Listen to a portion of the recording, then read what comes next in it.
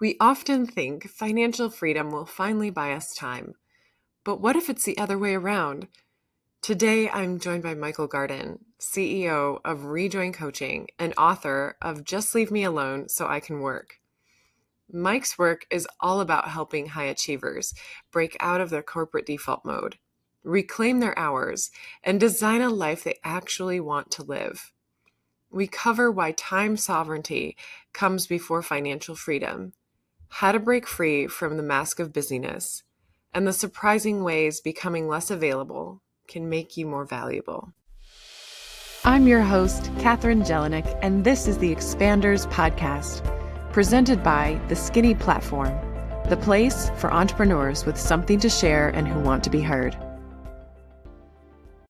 Hello, everyone. I'm really excited today because I get to speak with a friend who I have known ever since I met my husband. My husband's friend first. And a big welcome to you, Mike Garden, CEO of Rejoin Coaching and author of The Skinny Book. If you are watching this, then today, well, whenever this is released, is the day that his book is being published. Just Leave Me Alone So I Can Work, the Corporate Misfits Guide to Time Sovereignty. All right, so welcome, Mike. Thanks, Katherine. Really excited to be here. Great to talk to you, have a friendly face, and I'm just excited to share with the audience a little bit about the work in the book. So thanks for having me. Awesome. Yes, and your book has sat with me since we began the work on it this year, and it's very timely. I'm not trying to use that as a pun, but it sounds like a pun. Talk to us first just about, like, you came in with a certain objective to write this book, and then sometimes the material takes its own form. What did you learn that you didn't expect while working on this book? Well, I mean, the big idea of the book is that there's this quote by Robert Brault, which is really stuck with me, which is we're not kept from our goals by obstacles, but rather by a clear path to a lesser goal. And I view those lesser goals as the distractions in our lives, the busy work, the easy path to, the corporate ladder, or just like the next thing in front of you. And so I really set out to try to create at least my own interpretation of the antidote to allowing kind of busyness consume us and then put us into sort of like a default path where we then maybe wake up 5, 10, 20 years later and realize that we've been on the wrong path. So it was just kind of really an exploration of getting my ideas around what I call time sovereignty out. And yeah, you kind of start with an outline. Which, I mean, this is the beautiful thing about writing, which I encourage anybody to do, even if you don't send it to anybody. But you start with an outline and you start with what you think is the answer. And sometimes things creep in that change your perspective while you're hashing out your own ideas. And so I think like one of the big ones that changed for me is a lot of people are hustling, climbing the corporate ladder, racing towards retirement because they're chasing this dream of financial freedom. And I think what crystallized for me is the idea of, in order to actually do that in a proper sequence, you actually need time freedom first. And most people think that you get financial freedom and then get time freedom. And I don't mean time freedom necessarily in the sense that, oh, I can just do whatever I want, right? You're in a job, you're working, you're producing outcomes, but the idea of having kind of mental ownership over your time and some sort of agency around controlling that has to come first, because time is a resource to which you invest in the future, in your future direction, and in the outcomes that you want. And if your outcome is financial freedom, for instance, or getting ahead or success or whatever that may be, you must have some frame to control your time better and allocate it towards the priorities that you set. And so that just sort of crystallized something, like, I think in the culture, in the pop culture of the FIRE movement and financial freedom and all of these things, like that being the goal, I think people are missing that you actually have to start with kind of that time sovereignty mentality first. So that was one of the big ones for me. Oh, it's that perspective shift is huge when actually actualized inside of ourselves. Like, it's not something you can hear and yeah, but the difference of actually making it your life is tremendous. And obviously the outcomes then being more directed in that, the financial freedom, yes, but then it's all oriented where you want them to go. Okay, the first spot I want to jump in though is what you said first, is this mask of busyness. Yeah. So that busyness in our culture functions both as like a defense mechanism and a cultural badge of honor. But what it's really doing is numbing us into that complacency, that checkboxing. Yeah. So if you think about that quote that I said from Robert Brault, and you think about clear paths to lesser goals, right? Like the busyness comes in because you're saying yes to everything. You're being handed directives, let's say in a company. You're being shown exactly how to play the political game to get promoted. Showing face, right? Like FaceTime becomes sort of a lesser goal. In like a political game, you're pulled in all of these different directions because it's okay. Yes, you're supposed to do this, then do that. It's a very like sort of clear perspective, either from a direct boss or from what your parents have said about success, or what you're just sort of seeing in culture about what goals you should have and shouldn't have, and all of those things. And so all of these things are just massive distractions. And one of the things I realized while writing it is, when you talk to somebody, how's it going? And they say, oh, good, I'm busy. Like everybody says it. I even say it, right? And Yeah. I kind of rail against this concept. But I think what it does is saying you're busy, and we're sort of using that as a marker for, oh, I'm good because I'm being productive. And it carries several different ramifications. One is, it's just sort of like culturally accepted. Okay, so if you're busy, okay, you're good. Because if you're not busy, that's bad, right? Like that's kind of one aspect of it culturally. Individually, if you are in a space where you are contemplating or questioning or in a rut or burned out or any of these things, you say, yeah, I'm busy, because it's sort of like this defense mechanism. You may be struggling, but you still say you're busy, and people take that as a acknowledgement that, everything's good because everybody's supposed to be busy. So what I realized was that it's kind of an external function of like, it's just this defense mechanism. It's what we're supposed to be. And I think it's a very clear indicator that if you are busy all the time, you very, very likely have not given yourself enough space to make sure that you are busy on the right things.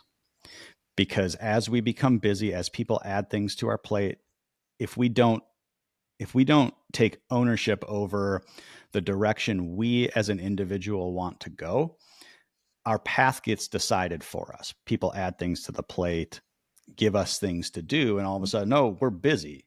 And then we're trapped because we feel like we don't have the time to really, or emotional space to really say, like, am I pointed in the right direction? Am I doing the things that I really actually want to do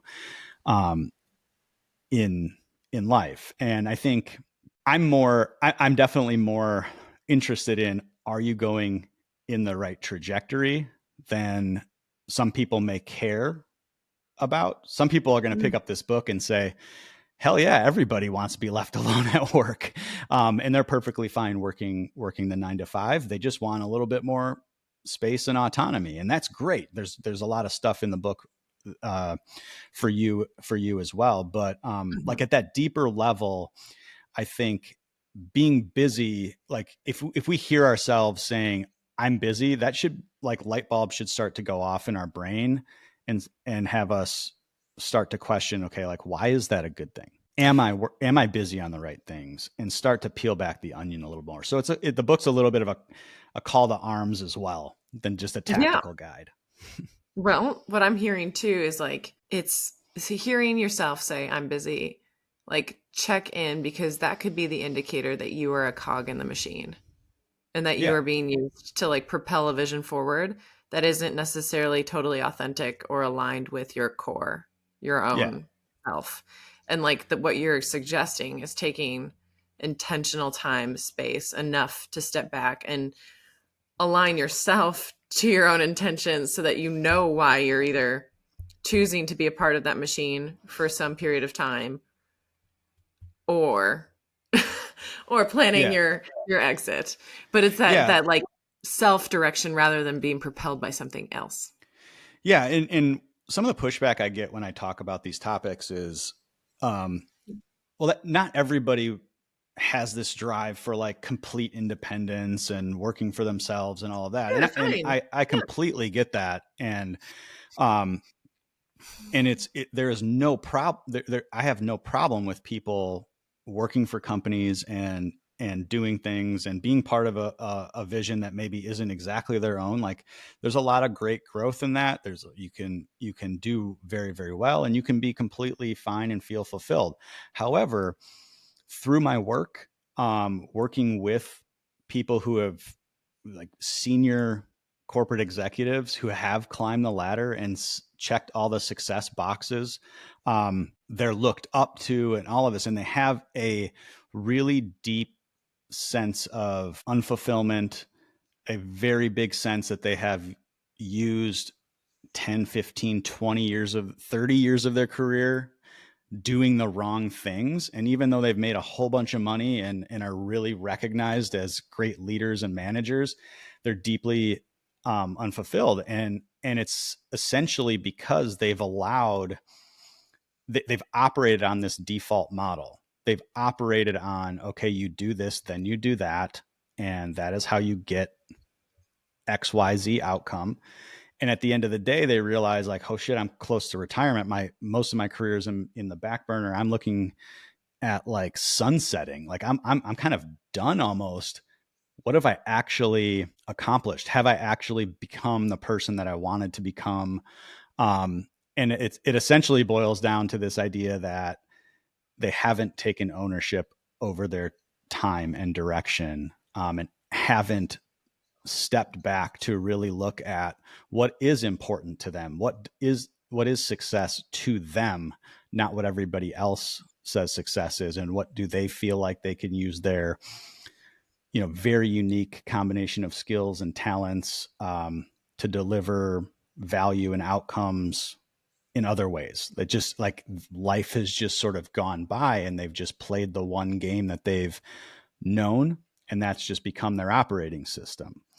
And it's a really, really painful place to be at that moment in Mm. time. And so that's, again, why I'm very focused on this topic is, number one, helping people who are in that situation, which I do through coaching, but sort of warning younger people that if they don't take these steps, there's a very good likelihood that they're going to end up in that place. And they might have a big house and all the money in the world and still have like a really deep feeling of dissatisfaction, and that they didn't go for their dreams, kind of a thing. Mm. Yeah. Yeah. Really hitting me. And I hear that what you said, where it's a deeply painful place to be. Like those Yeah. questions, it sucks. It sucks when you feel like you're off your own path and that you It, let time go by. it impacts relationships, familiar relationships. It impacts, your health, Mm. all sorts of things. Yeah. Yeah, there's a lot of ways I feel like life tries to get your attention, and those are some of them. When things start, your health or relationships start kind of mildly combusting. That Yeah. can be some of the signs.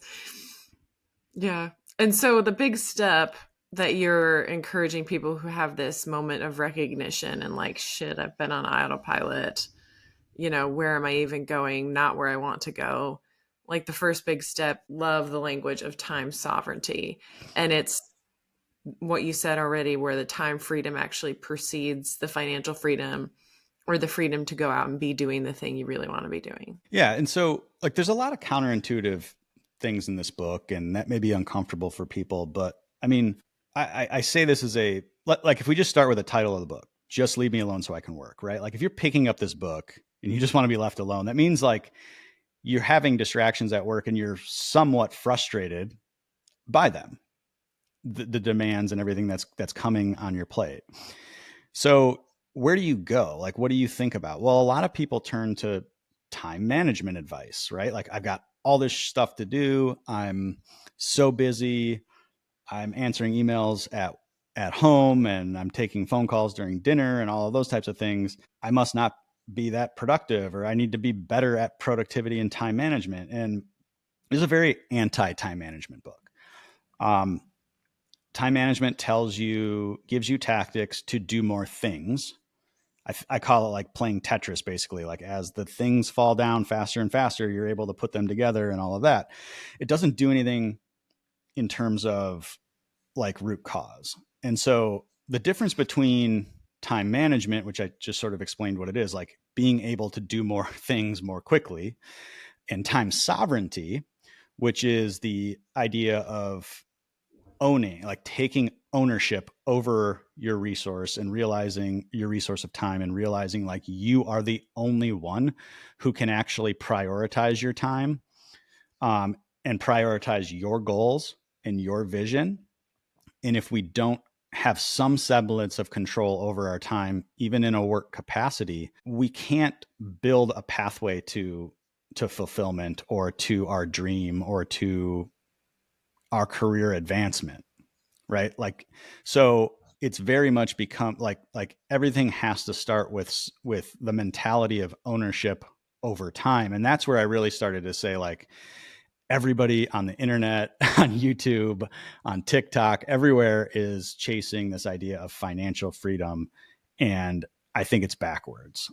And so that's where I really started to think, like, all right, you can't necessarily be completely time free if you're working in a 9 to 5 job, but you can start to build time sovereignty, and you can start to say no in ways that are good for the company, and protect your time, and be a little bit more unavailable strategically, which it can in fact enhance your value, your perceived value at work, which is another counterintuitive piece of the book, so that you can direct your time, so that you can decide what is important to you and what your priorities are, and even look outside the job if there are other things that are going to light you up or take your curiosity, or that you want to invest time into. There are tactics and strategies then to carve out time and reclaim some of it, at work. I'm not talking about hustling outside of work and drinking 10 cups of coffee and working from 10 p.m. to 2 a.m. on your side hustle, right? I'm talking about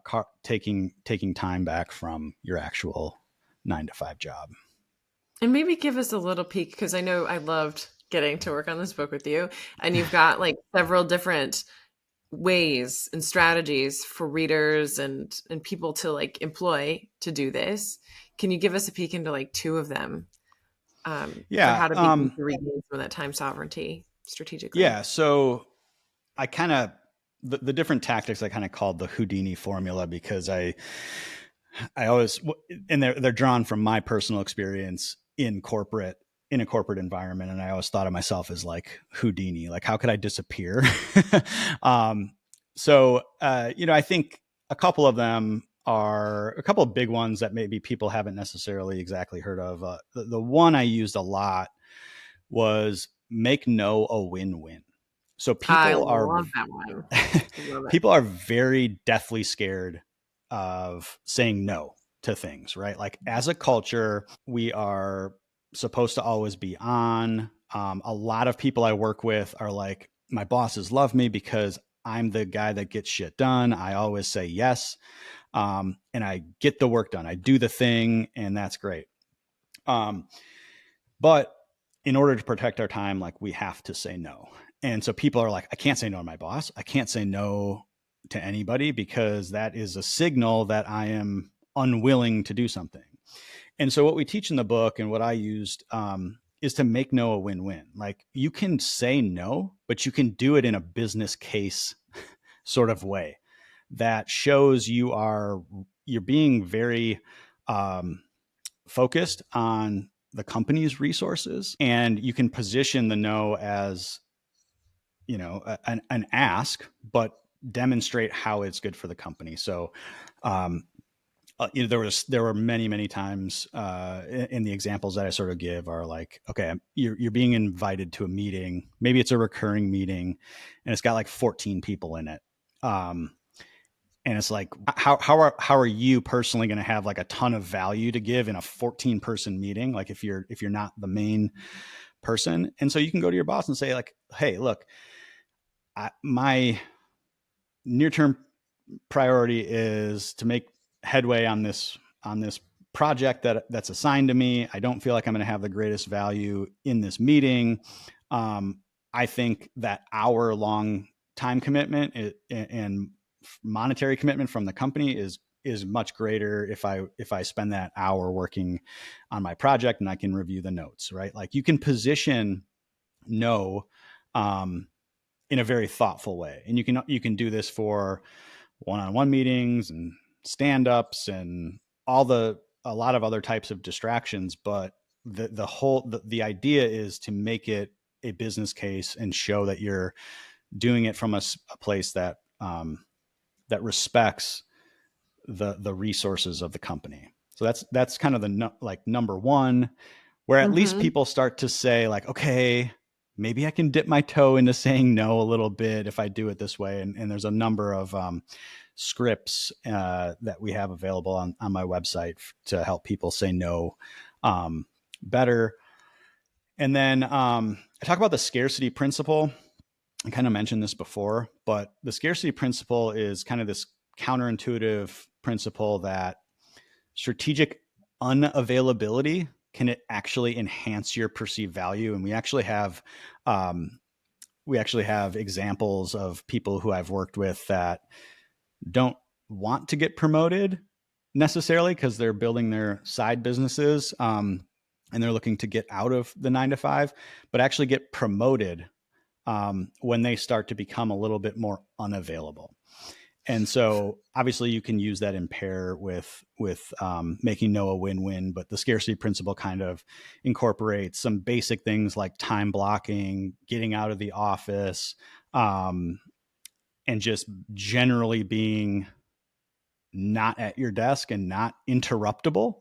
And people tend to view, again, counterintuitively, people tend to view those people as busy, focused, and on point. So that type of thing can actually enhance your perceived value within your company while getting you time to, do deep work, avoid distraction, or move some of that time investment into other priorities, other personal priorities for you. Right. Because when this was occurring for you and your experience, you were really dialed into like that 80-20 rule and focusing on the things that really moved the needle within your role so that you could then have more space to do things outside. But what happens, as you were saying, and this happened for you and then the others that you coach now, you become better at your job in the meantime. Yeah. Like unintentionally, as you're trying to exit it, you become so much more focused that you're better at it and you do get recognized for it. Yeah. I mean, I think almost anybody listening to this who has worked in a corporate job can relate to this little story example, which is, you see a job description, you apply for it, you interview, you get hired, and it's very clear on paper what your job description is. And as you evolve in that role, a lot of other things get asked of you. Stuff gets piled on. Maybe they're new and bigger projects, but a lot of times there's kind of scope drift from your main job Mm. title. And so part of this whole process is really like getting back to what are the key drivers of your actual job, performance, compensation, and all of that kind of stuff, and concentrating on that 20% that actually moves the needle and starting to dissociate from the rest of it. Because a lot of times when we're in it and when we're driving and when we're trying to do well and get promoted and get recognized, we just take it all on and our world becomes very muddy and it's very hard to see. So if we take a step back, go to that job description or have that one-on-one discussion and say, like, what are the key drivers that affect my compensation, affect outcomes for you, and say, like, hey, I'm going to focus on these and do these much deeper. And I'm going to start saying no to a lot of the other office distraction type stuff.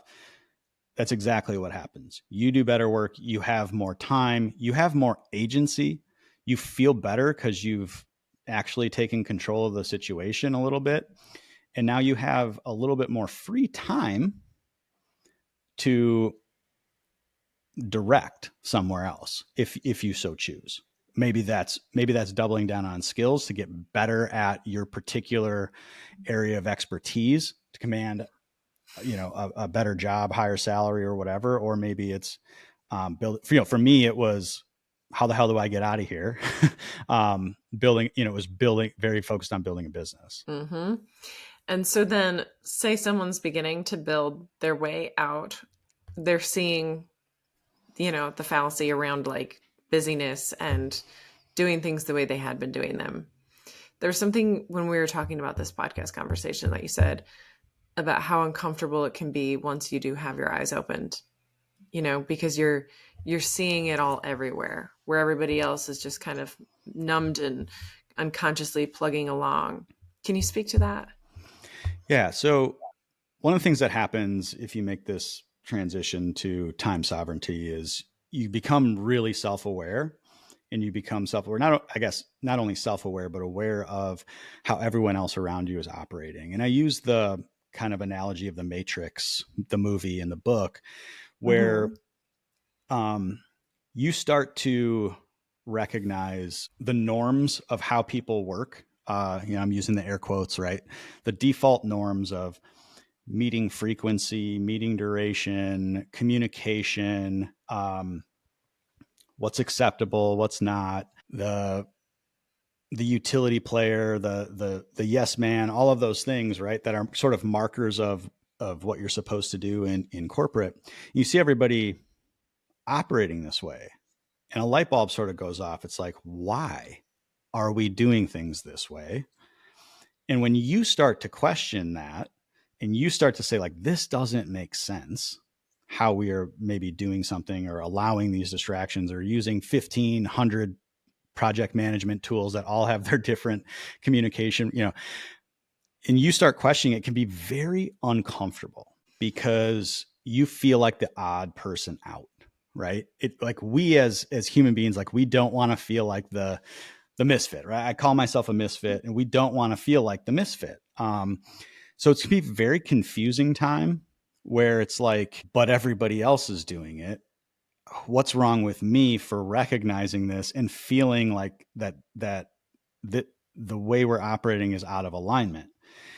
And so, like, that's completely natural, by the way. Like, I totally understand it. But at the same time, you have to realize that if success is the goal, if financial freedom is the goal, it's not my goal, but like a lot of people choose that as a goal. But if success is a goal, like, a lot of times we have to do things that are different from what everybody else is doing. So what everybody else is doing leads to mediocrity, right? It leads to the mean, right? If everyone is doing the same thing, that's average. And so we have to be willing to say, like, all right, this is uncomfortable, but I feel very strongly that this is not the right path for me, or the way that we run meetings is not correct, and maybe I can't make a giant stink of it, but what can I control in this one little slice, in this one piece? And when you start to focus on, you sort of let that discomfort sit there, like, again, it's natural. But when you start to just focus on like, okay, well, what are the things that I can control to influence change among these different things? You can start to make progress. And so like an example that I give here is like, we would run into meetings with no agenda. Again, like large meetings, 14 people meetings and stuff like that. And if you don't want to openly question that whole practice and open up a can of worms, just take over the next meeting. Just be like, I'm the person I'm going to set the agenda. I'm going to keep everybody on track and just see what happens. I did it with controlling communication channels as well. Like I just told people, here are the 3 channels that you can use to communicate with me. It was phone, email, Slack. And I gave rules. I was like, if you need something from me right away and I'm not in the office, call me. Like, who the hell calls anybody anymore, right? It's right. Like send an email away. But if you need me, like I might not be in the office, but I'm available. I might be working on something else, but I'm available. Like I'll take your call. Slack me something that is like an update or can wait 2 hours, and email me something that can wait over 3 hours or needs a lot of context, like a email attachment or something like that. And I just started doing that personally. I wasn't a manager or anything. And people around me started to adopt the same practice. People on my team started to adopt the same practice. And so you can sort of lead by just putting yourself first a little bit. And taking those little micro actions help alleviate some of that discomfort, because now you have actual data. How are people actually reacting to a different norm? Oh, it's not, the world didn't crash. I didn't get fired, those types of things. And your confidence can start to build. So then how about they're starting to carve out time and space to think and to like really question, what do I really want to be doing? What guidance do you have for that? Because some folks, if we've been marching along in one direction, may not know any answers to any of those big questions. Those big questions might be something intentionally avoided up to that point. What's your guide into that? So is your question from the standpoint of like completely questioning their career path, or? So like if you're starting to carve out time to like build something new and orient yourself in the direction you really want to go, how do you even begin to get that North Star if you don't already have it? Yeah, it's simple, but not easy. And this is why you need time, and not just time, but space, right? Like you need to do some introspection. But the way that I go about it is I talk about, you have to understand your advantage map. And what the advantage map is essentially you look at your life in 8 different dimensions. Those 8 dimensions are not based on skill necessarily. Like, the common career advice is like, what are your skills? Match them up to another area, like blah, blah, blah, blah, blah. But skill is only one area that you can create advantage from in your life. And so when you think about doing something new or different, there's a lot of hesitancy because you don't know if it's going to work, right? It feels really risky. And so the way that you combat that is you try to understand where you do have an advantage. So I have a course and a program that can walk people through exactly how to do this. And this is how I gained a little bit more confidence for myself to make the leap out of corporate. But the areas are typically curiosity. So curiosity is number one. Curiosity, interest. Like we have to get out of our logical brain of, okay, what could I actually make money at right away? And get into what can I actually do and be good at and for the long haul, because it's about staying in the game. So you have to really start to unpack your curiosity, your energy drivers, That's another big one. Like, what are the topics and what are the things that you do that you could do on autopilot because you just like really enjoy them. Mm-hmm. Um, Skills, expertise, that's obviously one. Personality is another. Your learning style, how you make decisions, and your support.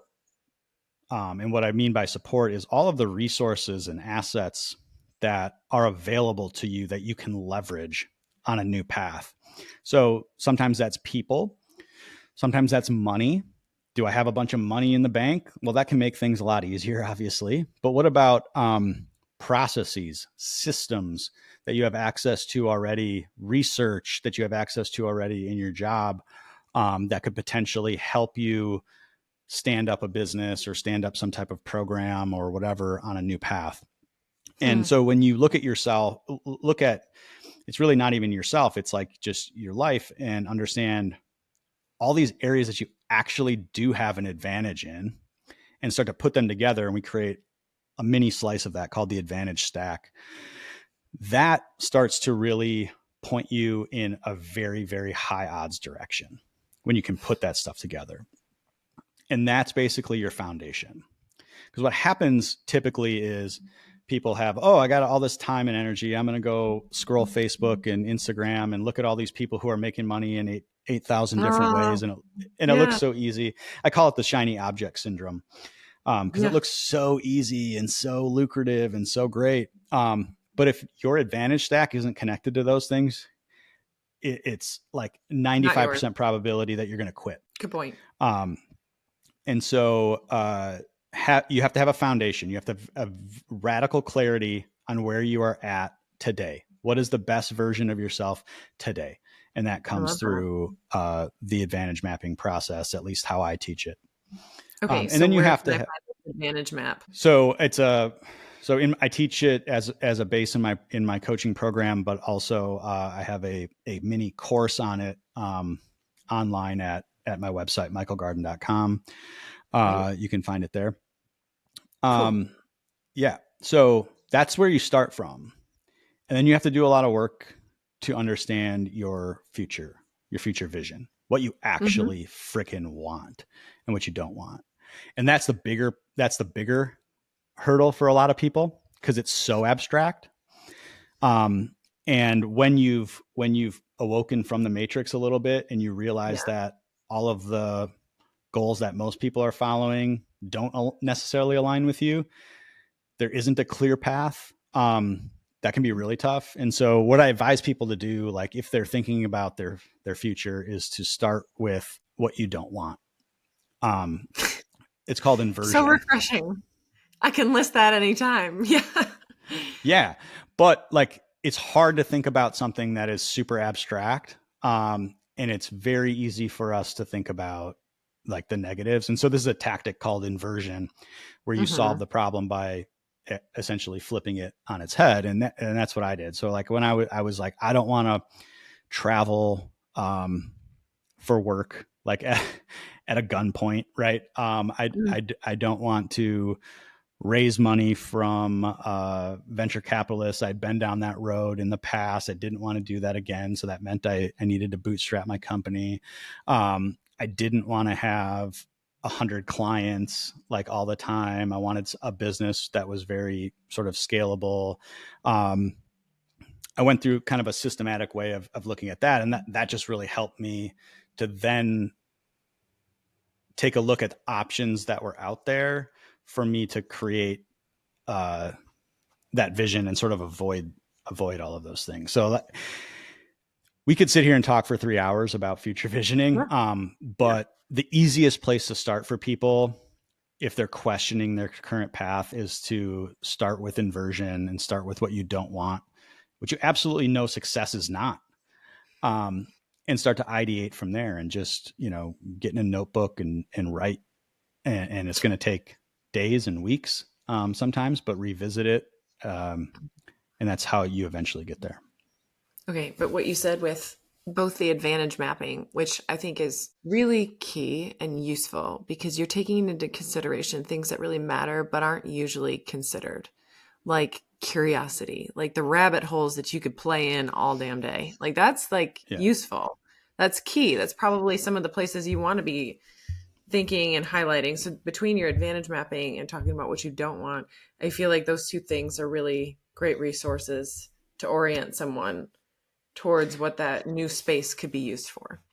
Yeah, and I actually teach advantage mapping to college students. I teach an That's so entrepreneurship cool. course at the college level, and the first half of the semester is all about advantage mapping, because again, the reality is, like, we live in a time, in a place where you can make money doing almost anything. I know somebody that makes six figures from teaching people how to sew old socks. Like, that's Oh my crazy to me. God. That's crazy to me that there's any value, could be any value in that. So That's you can do awesome. anything, but distraction creeps in terms of all of the crazy different options and how easy it is to get information through social media on all of those things. So you have to start with an advantage of what you actually care about, um, and what can utilize the greatest aspects of you. And once you have that, it's much easier to identify high odds options for you to create a business or an income stream, or do something meaningful, take an alternative career path. And so that's where we start in at the college level as well, with 19 and 20-year olds. That's awesome. Kind of like want to audit that. That's beautiful. Okay, so talk to us about you for our About me. last few minutes. Yes, because you've taken this journey. And so now where do you find yourself? Like you're at the place where you're actualized, you're doing what you want to be doing with all of your time. You're getting to write books about it and teach courses about it. You're getting to do what you want to be doing, not what you don't want to be doing. So where's the new edge? Where's the next horizon? Where can people find you? All of that. Yeah. So since we were kind of talking about future visioning, I mean, the best thing that I could come up with when I was, again, in the middle, like, this is 2018, in the middle of becoming more time sovereign and building a business and all of that, the the best shot I had at a vision was, I wanted to build a business that was 100% my own, that was built around my family, meaning I could be at home, involve them to a certain degree. I have three young boys, all of that kind of stuff. And then basically be a creative launching pad for my own thoughts, ideas, uh, IP in the world of kind of big problems. And again, I think career change, all of the emotional stuff that comes around that is like one of the biggest problems that we have in society today. We have a crisis of meaning, all of this kind of stuff. So I've built that, and now I'm taking my first foray into actually writing a book, and have a coaching practice. And so the next iteration is really continuing that. I want to be able to create more books. I want to create more thought leadership, and get this message out there and get people out of this rut of looking at kind of like just this one track. Like, life is so dynamic. Life is so, we can do almost anything, but it's really, really difficult to choose. And that's what I enjoy really talking about. How do we become more flexible, adaptable people? How do we chase our dreams? How do we not have regrets at 80 years old? And how do we just become the best versions of ourselves? Because I think that's super helpful to society at large. And so, yeah, the business is just basically a sounding board for that. And I intend to continue to evolve my thinking. And if I keep writing books, my thinking will change over time, and create this, this movement around breaking work. Like, work is not one thing. Work can be a lot of different things. People can have sort of portfolio careers, and just trying to spread that message. That's what I get the most satisfaction out of. And so that's what I'm going to continue to do. So in terms of where, you can find more about me and whatever my latest crazy thinking is, I write a lot on LinkedIn, so you can find me on LinkedIn. My personal website is michaelgarden.com. I also run a career website called Career Cloud. There's a lot of articles on there. And I have a podcast called Breaking Work. You can find that anywhere podcasts are distributed, and YouTube. So, yeah, those are the spots. I love that. Thank you.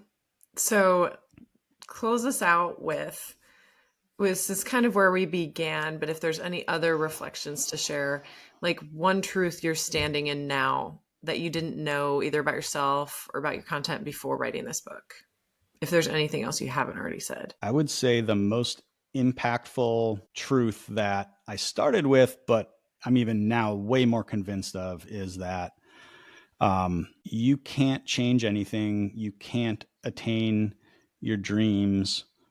You can't become the person that you want to become unless you have sovereignty over your time.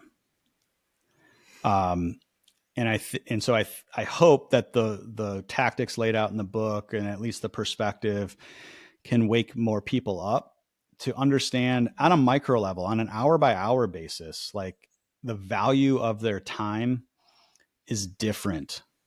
It's not the $100 an hour maybe your company pays you or whatever, right? That would be one measure of your time. The value of your time can fluctuate based on your energy, based on what you're actually doing with that hour.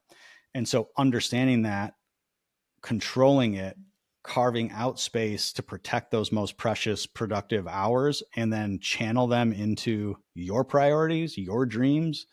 That is how you do it.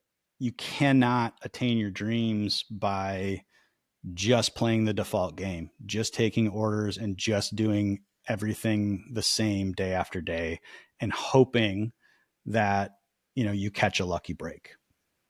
It starts with time sovereignty. Okay. Mike, for me, this episode is like full of just the language, the concepts, the frameworks. It's like bam, bam, bam, bam, in the best way of really forcing people to reflect, to own up to what they're doing with their time, to orient themselves in a way that they're actually aligned with, to question their orientation. Who's that coming from? So thank you. This is a lot in the best way for listeners to have to sit with. And I encourage you all to really take time to sit with it and do what Mike is suggesting. Have a lunch date with yourself, take a moment of time sovereignty, and start wherever you heard yourself get, the chills and that moment of resonance where you're like, oh crap, that's where I need to be thinking. So yeah, just start there. Don't try to figure out the perfect way to do it. Just start there. Like, starting's the most important. Cool. Mike, thank you. And everybody, you will be hearing about Mike's book ever so soon if this podcast is released. So be looking out for links from the Skinny platform and from Mike once you follow him on LinkedIn. All right. Thanks again, Mike. You bet. Thank you. Take care, everybody. Thank you for listening to this episode of the Expanders Podcast, presented by the Skinny platform. You can catch more episodes and be notified of newly released episodes by following us on Spotify, Apple Podcasts, or subscribing on YouTube. For more information on the Expanders Podcast and the Skinny platform, visit our website, www.theskinnyplatform.com.